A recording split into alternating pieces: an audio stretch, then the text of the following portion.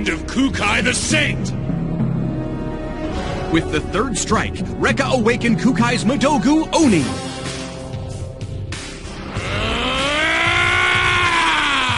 Now Rekka must deal with Kukai the Demon and his unequaled power. Is Rekka facing certain death? Is there any way to counter the monster's attacks? Ang mga mapanganib na pagsubok.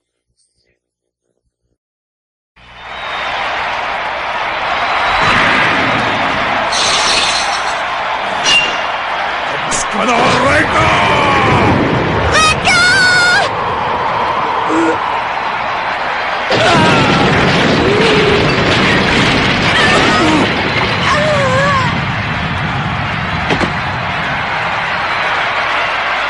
Rekka! Tapos na ang laban. Hindi natin nagustuhan ng kinalabasan, subalit talagang ganyan sa ganitong uri ng paligsahan. Rekka! Rekka!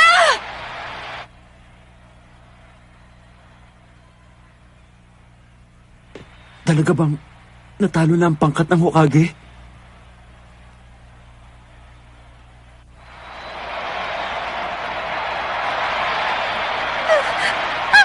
Rekka! At Ana! Magpakatatag ka. Hindi ka maaaring magpakita ng panghihina ngayon. Pero, Miss Kagero, si Rekka ay... Si Rekka ay buhay pa.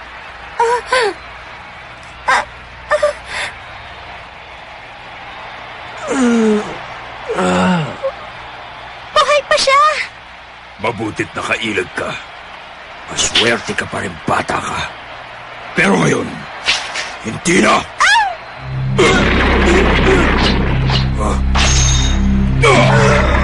Mabilis din siya.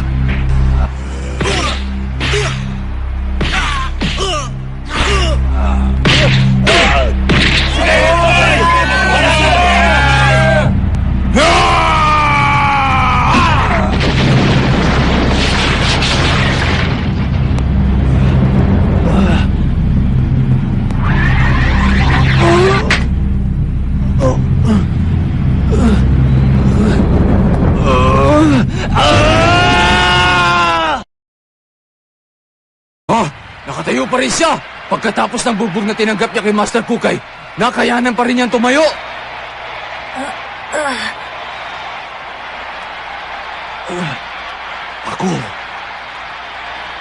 Ako ang kailangan magtanggol sa aking prinsesa kahit ano pang mangyari.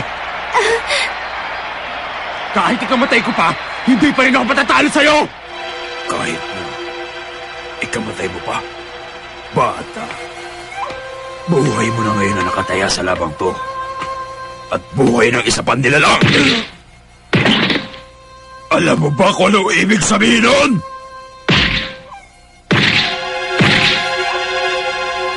Anong halaga sa'yo ng buhay? Ano sa'yo ang kamatayan? Kapag nakataya ang buhay mo para sa isang nilalang, hindi ka maaaring makipaglaro kay kamatayan. Hindi mo siya maaaring bigyan ng pagkakataong makalaban! Hindi mo pa nararanasan makipaglaban para sa iyong buhay. Kaya ka naging pangahas sa simula ng labang to. Rekka! Sa pag-ikot ng buhay at kamatayan, patuloy ang pakikipaglaban ng isang nilalang sa kanyang kapwa. Magkatulad man ang kanilang paniniwala, isa pa rin sa kanila nawawala. Tulad natin, ibinigay mo sa akin ang pagkakataong ito. Hindi mo man lang naisip ang magiging bunga ng ginawa mo. Sa labang ito, hindi mo maaring gawin palagi ang tama. Dahil buhay mo na at prinsipyo nakataya, tanggapin mo na ang labang ganito hindi kailanman magkakaroon ng masayang wakas. Ama ko! Huwag kang mag-alala, Maita. Ipinagtanggol ko lamang ang ating angkan. Palalayaan din nila ako. Ano nangyari? Saicho! Patawarin niyo po ako. Hindi ko na ipagtanggol ang lugar na to nang mawala kayo. Ang ating mga mag-aaral ay sumama na sa sindikato at naging mga paupahang kriminal. Sinubukan ni Sarge na pigilan sila pero... Kung magpapatuloy kasi ang pagiging pilantropo, hindi ka mananalo sa paliksahang to. Kailangan kumilos na tayo bago pa mapahamak si Reka. Paano kung... Sadya ba ang pagtanggap ni Master sa ikatlong tira? Tama ka. Ganun nga ang nangyari. May kutob akong gagawin niya ngayon.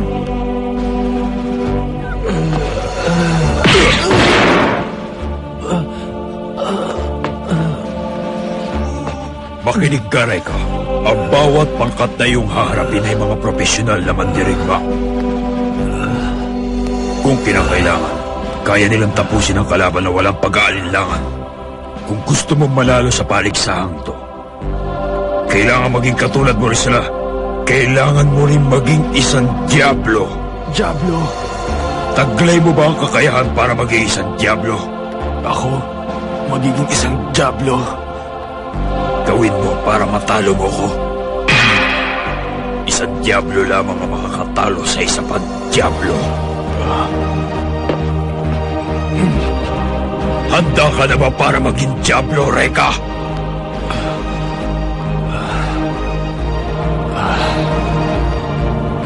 Gamitin mo si Saiha. Teka, ano bang ibig niya sabihin? May palagay akong kaya mo pang tawagin ang iyong dragon kahit isang beses na lang para manalo. Kailangan mo akong tapusin ng iyong nagliliyab na apoy at si Saiha ang maaaring gumawa nito. Kaya niya akong pugutan na walang hirap.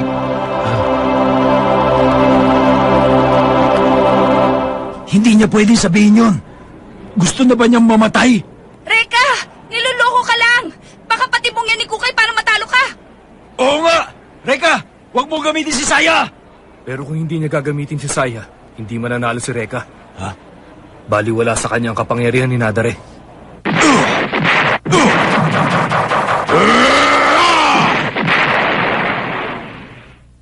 Oo nga! Tama ka doon, Dylan! Eh ano ngayon ang gagawin niya? Tama si Ira. Ano ngayon ang gagawin mo, Reka? Wala ka nang magagawa pa. Master, Bilisan mo na ang pagtapos sa akin. O baka naman takot kang maging isang Diablo. Sabihin mo lang kung gusto mo na sumuko. Para kahit paano naman ay buhay kang uuwi sa iyong tahanan. Ang dami pang sinasabi! Basta ang alam ko, nandito ako para protektahan ang aking prinsesa. At gagawin ko yun kahit buhay ko pa ang kapalit. Tatapusin na kita kung yan ang gusto mong mangyari. Nakalimutan kong sabihin sa'yo na meron pala akong anak na babae. At kapag nawala ako, mauulila na siya ng lubusan. Ha? Ganun ba? Ang bawat isa nila lang ay may minamahal sa buhay. Hindi ka magiging Diablo kung paahalagaan mo ang bawat isa sa kanila. Master, wag po! Ano ba talagang gusto mangyari ni Master Kukay? Hoy, Reka! Gawin mo na lang pelikula ang buhay mo kung gusto mo maiyak kami! Kahit ano pang sabihin niyo, totoong sinasabi niya. Gawin mo ang nararapat, Reka. Ipinapangako ko sa'yo na hindi nila makukuha si Ana. Sayang lang. Kulang ka pa nga sa karanasan. Para maging isang tunay na Diablo, ang pagkakamali mo lang ay isa kang baguhan na sumali sa paligsahan ng mga profesional na mandirigma. Dahil sa pagkakamaling yan, kailangan ka ngayon maparusahan. Tatapusin kita. At pagkatapos, isusunod ko ang prinsesa mo.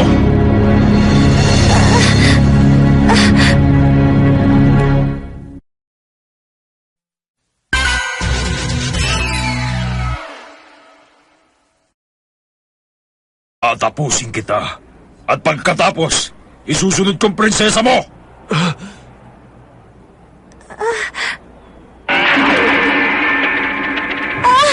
Pati rin ako! Ano ka ba? Pati si Ana ay dinamay mo! Hindi naman kasama sa pangkat namin si Ana! Pero kapag natalo si Reka, mapupunta siya kay Augustus Mori, hindi ba? Kaya bago mangyari yun, tatapusin ko na siya. Mas mabuti ng kanon. Huwag ka maniwala sa sinasabi ng buntat na yan, Reka! Ayaw mo pa nun? Sabay kayo mamamatay? Dapat nga'y magpasalamat ka sa akin, Reka Hanabishi. Hindi. Ang prinsesa ko. Ang prinsesa ko! Lumayo kayo sa kanya!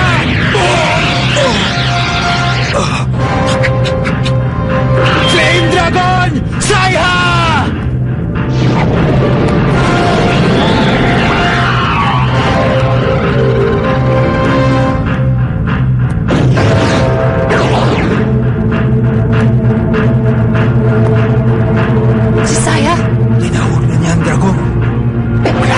lang kahit ano pang mangyari sa akin. Basta't hindi niyo pwedeng galawin ang prinsesa ko. Sa wakas ay natuto ka rin. Ngayon ay mas masisiyan ako sa pagtapos sa'yo. Ikaw na ang bahala sa aking anak na si Maita Saicho. Opo, Master. Kahanga-hanga ang taong ito.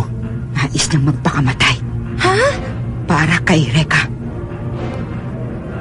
Makikita mo na sa malayo ang katawan mo. Ganyan nga, bata. Hindi ako dapat humadlang sa iyong pagsulong sa paligsahang ito para mabura sa iyong konsensya ang aking pagkamatay. Sa kabuuan, naging mabuti at makabuluhan ang aking buhay. Masaya na akong nalaman ko na ikaw ang aking naging huling kalaban, Reka.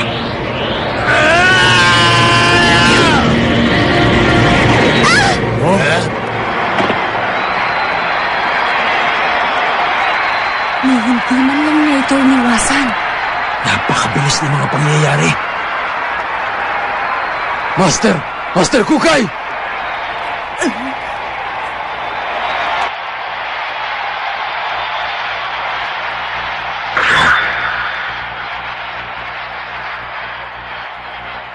Reka, ano ibig sabihin nito? Buhay pa pala si Kukay! Ano ang nangyari? Pinigilan niya si Saya bago nito maputol ang leg ni Kukay.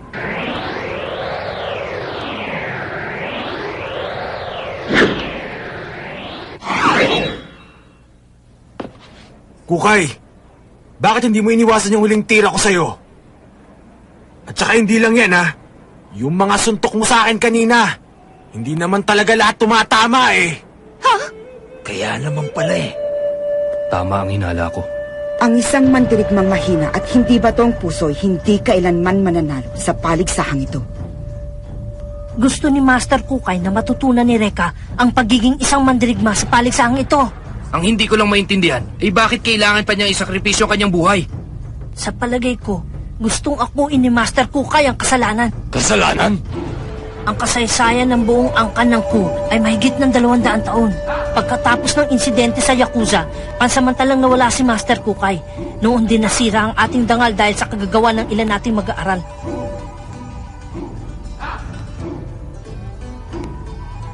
Upang maibalik ang ating dangal, sumali tayo sa paligsahang ito. Subalit natalo naman tayo ng 3 ulit. Ngayon ang buong pangkat ng Ku ay wala na. Bilang pinuno ng ating angkan, nakapatong sa kanyang balikat ang tungkuling maiangat muli ang ating dangal kahit na ibuwis pa niya ang kanyang buhay. Nakikiusap ako sa iyo, Reka! Huwag mo na kaming kutsain! Gawin mong marangal ang kanyang katapusan! Hinihiling ko lang na ialay mo ang iyong pagkapanalo sa aming guro at pinunong si Master Kukay! Hindi ko yata gusto yan.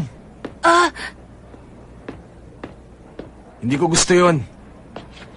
Sabi nang hindi ko gusto yun eh. Isa akong ninja. Ang pwede lang mag-utos sa akin ay ang aking prinsesa. Kung hindi mo ako kayang tapusin, ako ang tatapos sa'yo. Yon! Hindi ko rin gusto yon. Reka, ano ka ba? Nasisiraan ka na ba ng bait? Alam mo ba ang sinasabi mo? Huwag ka masyadong mainit, Dylan. Alam ko kung anong ginagawa ko. Kukay, may nakalimutan kang isang mahalagang bagay. Hindi isang Diablo ang tumalo sa Diablo. Si Pedro Penduko. Ano bang sagot yun? Siguro pinalaki siya sa mga kwento ni Lola Basyang. Pero kung iisipin nyo, tama ang lahat ng sinabi sa atin ni Reka. Si Pedro Penduko nga ang nakatalo ng sa Diablo. Anong sabi mo? Bumalik ka na lang sa grade 1! At sa tingin mo, ikaw ngayon si Pedro Penduko? Oo ba? Kung magiging masaya ang lahat, edi sige, ako na nga si Pedro Penduko. Pero hindi ka pwede maging sirena, ha? Isang laban na maaaring maging masaya ang lahat? Mapagbigay. Bakit kailangan mo maging mapagbigay? Hindi ka na kailanman mananalo sa paligsahang ito. Sinisiguro ko yan. Ipapakita ko ang aking awa. Mabilis kong tuturugin ang iyong buhay gamit ang aking kamo! Seryoso na kayo si Master Kukay!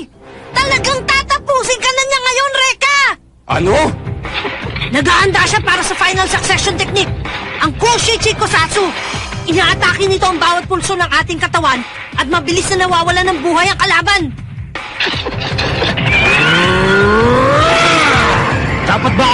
sa ginagawa mo? Succession technique! Kushichi Kusatsu!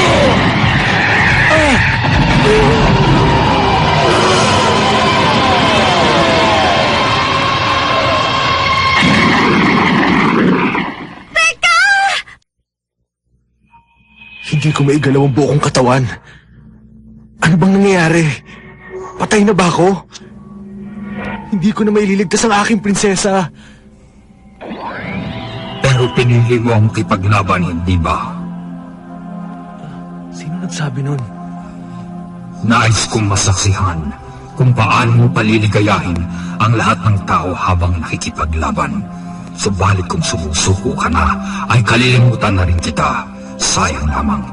Naisip ko pa namang tulungan ka at bigyang katuparan ang iyong kahilingan. Sandali. Alam mo ba talaga kung paano aatake at kung kailan? Nalalaman ko kung paano ka makipaglaban dahil nananaan ako sa iyong kalooban. Nababasa ko ang iyong isipan. Sino ka ba sa kanila? Isa sa 8 dragon, ako si Homura. Humura? Relax ka lang, Humura. Mahirap na kung tatanggihan ko ang inaalok mong tulong sa akin. Kaya tinatanggap ko na.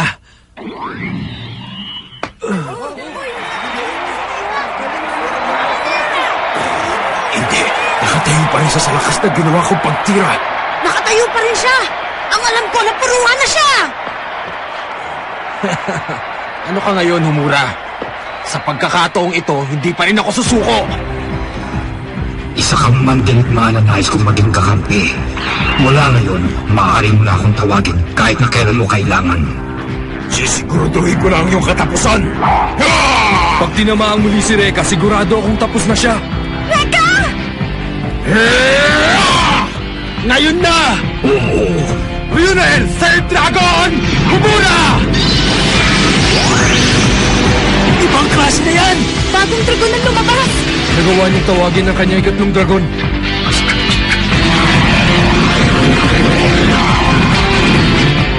Yan ang klase ng dragon na nagbabalik ng kanyang lakas. Sa wakas matatalo na rin niya si Kukay. Humura! Venom!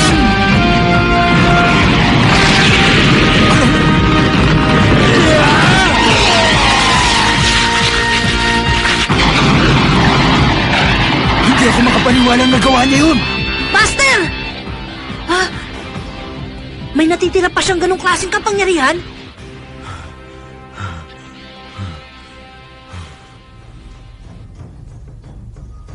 Baguhan ka pa rin sa labang ito. Gusto mong manalo ng hindi dumadanak ng dugo. Masyado ka pa rin mabait. Pero sa pagkakataong to, alam kong talo na ako. Master! Ang nanalo! Hokage Reka Hanabishi! Panalo tayo! Hindi ako makapaniwalang nanalo ang bata niya. Nakalimutan mo na ba ang pustahan natin? Aray ko, ang sakit ng buong katawan ko. Kuya Reka! Ang galing mo! May panalo mo ang laban!